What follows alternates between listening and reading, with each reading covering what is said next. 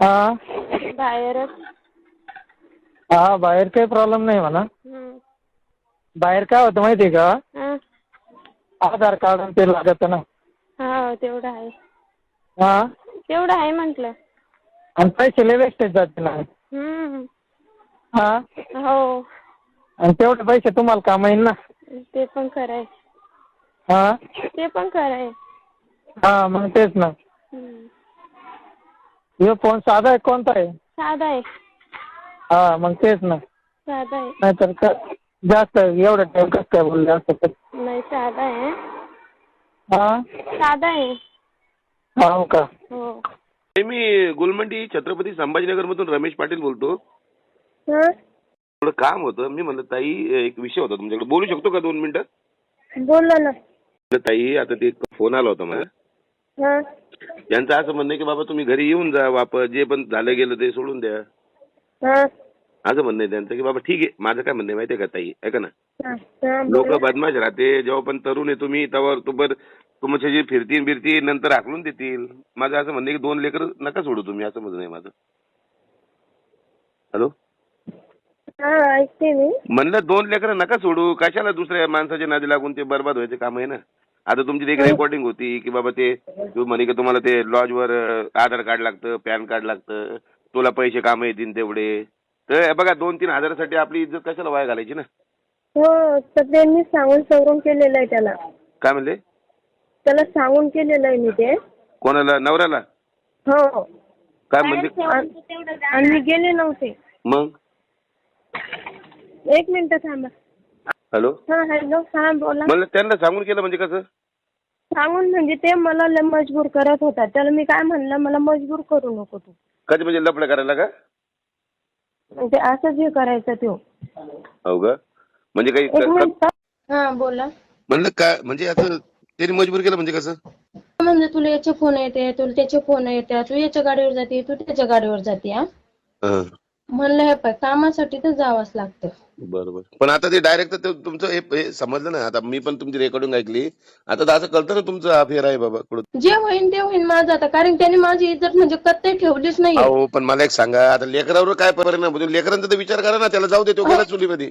लेकराचा विचार करायला मी लेकरं आणले होते. मी ड्युटीला जाते, मी ड्युटीला आले की तो मागच घेऊन जातो घरात. करा ना तुम्ही, ऐका ना. तुम्ही एखादा चांगला मुलगा पाहून लग्न करून घ्या. ते लेकरं सांभाळेन असा. कसं आहे, काही लक्ष ठेवा ना. माझं काय म्हणणं आहे, तुम्ही असं वाया नका जाऊ याच्या सोबत त्याच्यासोबत 4 ठिकाणी. 4 ठिकाणी नाही म्हणजे मी काही धंद्यावाली नाहीये. हे बघा माझं काय म्हणणं आहे, ते बघा मी ते रेकॉर्डिंग ऐकली म्हणून तुम्हाला फोन केला. मला काही घेणं आहे का या गोष्टीची. पण असं वाटतं कोणाचं घर अगर जुळत असन, आता त्याला माहिती तुमचं लफडं आहे, तरी तो तुम्हाला अगर स्वीकार करतात, त्याच्यापेक्षा चांगली गोष्ट कोणती आहे? काय शुकार करतो तो? जाळू जाळू मारतो मला. काय शुकार करतो तो? काय देतो मला? मी माझे कमवते खाते मी. मला कोणाची गरज नाही, काहीच नाही. पण तरी तो म्हणतो तू ह्यो माणूस कोण होता मग? हा माणूस कोण होता? तू म्हणत होतो लॉजवर जाऊ, तुला पैसे काम येईल खर्चायला, लॉजला आधार कार्ड लागतं, ते कोण आहे मग? कंपनीतला आहे. अच्छा, म्हणजे तुम्ही त्याचं माझं काहीच नव्हतं. माझं जमलं का आता? नाही जमलं म्हणजे तुम्ही बोलता कुठून? मी गुलमंडीहून बोलतो ताई. मी सामाजिक कार्यकर्ता आहे. सामाजिक कार्यकर्ता आहे मी. मला असं वाटतं 2 परिवारामध्ये कुठंतरी हे लोचा नाही झाला पाहिजे. माझं असं म्हणणं आहे की परिवार तुटला नाही पाहिजे, लेकरं बरबाद झाले नाही पाहिजे. आज तुम्ही वाईट वळणाला गेले तर मुली पण वाईट वळणाला जाईल, मुलगा वाईट वळणाला जाईल, असं माझं म्हणणं आहे. बरं माझं काय म्हणणं आहे, जे मिटलं तुम्ही जायला तयार आहे का त्यांच्या घरात? आपण आहे ना? नाही जात मी. कोण? मला नाही लागत तो. बरं काय माझ्याकडून मी तुम्हाला चुकीच्या हिशोबाने फोन नाही केला.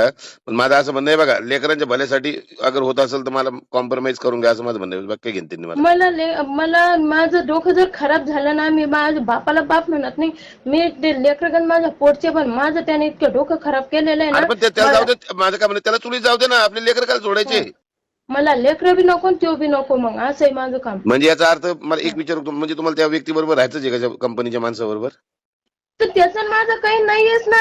आता रेकॉर्डिंग मध्ये आहे ना. तो म्हणतो तुम्हाला म्हणतो लॉजवर जायचं, कधी म्हणतो घरी जायचं.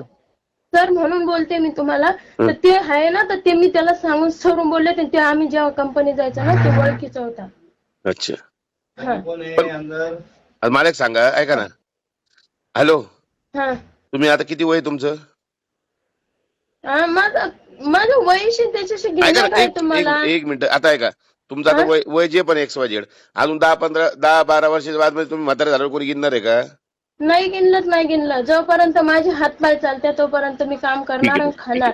मी कोणाच्या आशेवर सुद्धा जगत नाही. ठीक आहे, तुम्हाला काय करायचं करा. माझं काम होतं सांगणं, 2 परिवार मध्ये जुळव आमची इच्छा आहे. पण आता तुम्ही नसं ऐकत तर मी काय करू शकत नाही. पण माझं एकच म्हणणं आहे, जोपर्यंत तुम्ही सुंदर दिसता, चांगलं दिसता, तोपर्यंत तुम्हाला लोक वापरतील. नंतर तुम्हाला आहे ना सोडून देतील. नंतर कोणी कुत्रे पण हात विचारत नाही. मी असे किस्से भरपूर बघितले म्हणून तुम्हाला सांगितलं.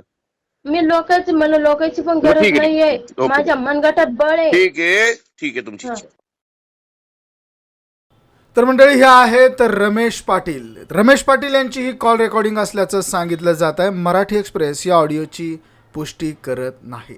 कौटुंबिक समन्वय आणि वैयक्तिक स्वातंत्र्य, एक संवादात्मक विश्लेषण आपण आज पाहूयात. मंडळी, सामाजिक कार्यकर्ते रमेश पाटील हे एका महिलेला समजावून सांगण्याचा प्रयत्न करत आपल्याला या ठिकाणी दिसत आहेत.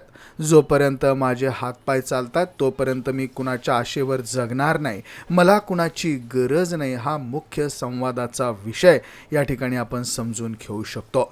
पतीकडून चारित्र्यावर संशय आणि छळ होत असल्याचा महिलेचा दावा या ठिकाणी करण्यात आला. कामासाठी बाहेर जावं लागतं पण त्याला चुकीचा अर्थ दिला जातो असं देखील तिचं म्हणणं आहे.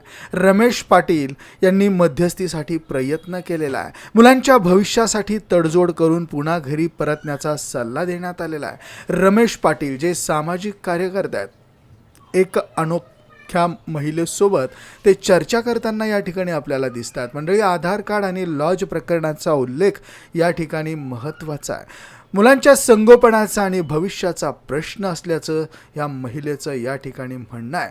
महिलेचा स्वावलंबनावर ठाम असा विश्वास आहे. हा संवाद छत्रपती संभाजीनगरमधील कार्यकर्ते रमेश पाटील आणि एका महिलेमध्ये आहे. यात कौटुंबिक कलह, मुलांचं भवितव्य आणि वैयक्तिक स्वावलंब यावर चर्चा करण्यात आली आहे. सामाजिक कार्यकर्ते कुटुंबाला एकत्र आणण्याचा प्रयत्न करतात. मंडळी, गुलमंडी छत्रपती संभाजीनगर या ठिकाणचे रमेश पाटील यांनी महिलेशी संपर्क साधला. त्यांनी एक ऑडिओ रेकॉर्डिंगचा संदर्भ दिला ज्यामध्ये लॉजवर जाण्यासाठी आधार कार्ड आणि पैशाच्या गरजेबद्दल चर्चा होतीये.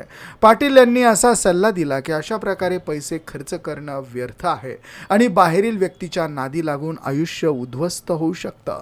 त्यांनी महिलेला तिच्या पतीकडे परत जाण्याचं आणि जुन्या गोष्टी विसरून संसार सावरण्याचं आवाहन केलेलं आहे. महिलेने तिची बाजू मांडताना सांगितलंय की तिचा पती तिच्यावर सतत संशय घेतो आणि तिला कामावर जाताना त्रास देतो. तिने स्पष्ट केलं की तिची इज्जत कधीच राखली जात नाही, तिला मजबूर करण्यात येत आहे आणि तिचा पती तिला मारझोड देखील करतो असं त्या महिलेचं म्हणणं आहे. तिला स्वीकारणं तिला कठीण जात आहे. तिच्या मते ती स्वतः कमवते आणि तिला कुणाच्याही मदतीची गरज नाही. सामाजिक कार्यकर्त्यांना वारंवार मुलांच्या भविष्याचा मुद्दा उपस्थित केलेला आहे. त्यांनी सांगितलंय की आई वडील वेगळे राहिल्यामुळे मुलांवर वाईट परिणाम होतो. मात्र महिलेने अत्यंत उद्वेगाने सांगितलं की तिचं मानसिक संतुलन इतकं बिघडलंय की तिला आता मुलांची किंवा पतीची कशाची ओढ राहिलेली नाही आहे. संवादाच्या शेवटी महिलेने स्पष्ट केलं की जोपर्यंत तिचे हातपाय चालतात तोपर्यंत ती काम करून स्वतःचे पोट भरेल आणि कुणावरही अवलंबून राहणार नाही. महिलेने मुलांच्या भवितव्यासाठी तडजोड करून पुन्हा संसाराचा विचार करावा असा आवाहन या ठिकाणी रमेश पाटील यांनी केलं आहे. बाहेरील व्यक्तींच्या नादी लागून पैसा आणि आयुष्य वाया घालवू नये असं देखील रमेश पाटील यांचं म्हणणं आहे. सामाजिक कार्यकर्त्यांनी सुचवल्याप्रमाणे कुटुंबातील लोचा टाळण्यासाठी योग्य असा मार्ग हा काढला गेला पाहिजे. मंडळी, हा कौटुंबिक संशय आणि त्यातून निर्माण झालेला मानसिक तणाव या व्हिडिओमध्ये, या ऑडिओमध्ये आपल्याला बघायला ऐकायला मिळतो. एकीकडे सामाजिक स्थैर्य आणि मुलांच्या भविष्यासाठी तडजोडीचे प्रयत्न रमेश पाटील यांच्याकडनं केले जातात, तर दुसरीकडे स्वाभिमान आणि वैयक्तिक स्वातंत्र्यासाठी संघर्षाची भूमिका महिलेने ठामपणे मांडलेली आहे. या सगळ्या गोष्टींसाठी आता तडजोड करणार किंवा नाही या सगळ्या निष्कर्षापर्यंत हा मुद्दा येऊन ठेपतो. मंडळी, याबद्दल तुमचं मत काय आहे? तुम्हाला काय वाटतं? त्या महिलेने घेतलेली पावलं ही योग्य आहेत का? त्या महिलेची वागणूक योग्य आहे का?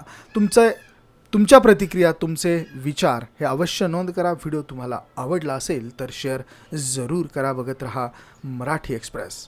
धन्यवाद.